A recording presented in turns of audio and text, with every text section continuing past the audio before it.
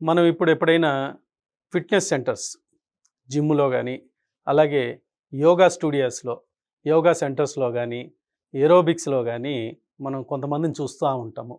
ఈళ్ళు warm up exercise చేస్తా ఉంటారు. వాటిల్లో ముఖ్యంగా నెక్ అంటే మెడకు సంబంధించిన ఎక్సర్‌సైజులు చేస్తారు.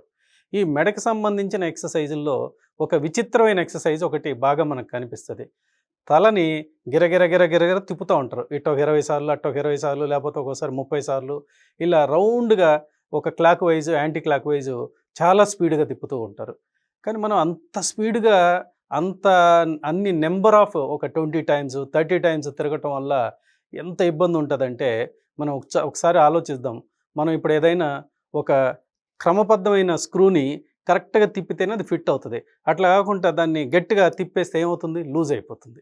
సో, అట్లాగే మనకి మెడని కంటిన్యూగా గిరగిర గిరగిర తిప్పటం వల్ల కండరాల యొక్క ఫ్లెక్సిబిలిటీ మిస్ అయిపోయి, తర్వాత చిన్న భారాన్ని గూడా కండరాలు మోయలేనంత పరిస్థితి ఏర్పడుతుంది.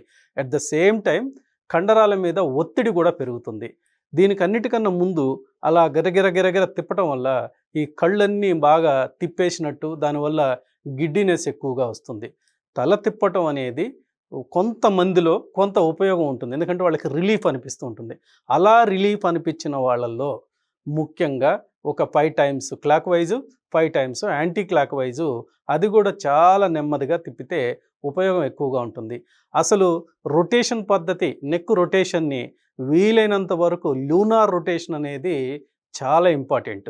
ఈ లూనార్ రొటేషన్ అంటే హాఫ్ ముందుకి ఒక 5 టైమ్స్ అలాగే ఎక్స్‌టెన్షన్ చేసి వెనక్కి ఒక 5 టైమ్స్. ఇది అసలు బెస్ట్ నెక్ రొటేషన్‌లో ఒక క్రమమైన పద్ధతనమాట. మినిమమ్ రొటేషన్, ఫుల్ రొటేషన్ వచ్చి నేను చెప్పినట్టు 5 టైమ్స్ తిప్పటం clockwise, 5 times anti clock తిప్పటం. అది కాకుండా హాఫ్ లూనార్ అయితే చాలా ఉత్తమమైన మెడకి సంబంధించిన ఎక్సర్సైజు. ఈ ఎక్సర్సైజుల మీద ఫోకస్ చేయాలే తప్ప, మనము ఒక గిరగిర గిరగిర అని నెక్కుని రిపీటెడ్‌గా తిప్పటం వల్ల నెక్కు మీద ఉన్న కండరాలు గానీ, దాని మధ్య ఉన్న వెన్నుపూసల మధ్య గానీ, వెన్నుపూసకున్న డిస్క్‌లో గానీ ఈ ఇంజురీస్ అంటే రిపీటెడ్‌గా స్ట్రెస్ ఇంజురీస్ బిల్డ్ అయ్యి వాళ్ళల్లో ఈ neck related problem, spondylitis problem, అలాగే గిడ్డినెస్ ప్రాబ్లమ్ తొందరగా రావడానికి అవకాశాలు ఎక్కువగా ఉంటాయి. దీన్ని చాలా జాగ్రత్తగా గుర్తుపెట్టుకొని పాటిస్తారని ఆశిస్తున్నాను.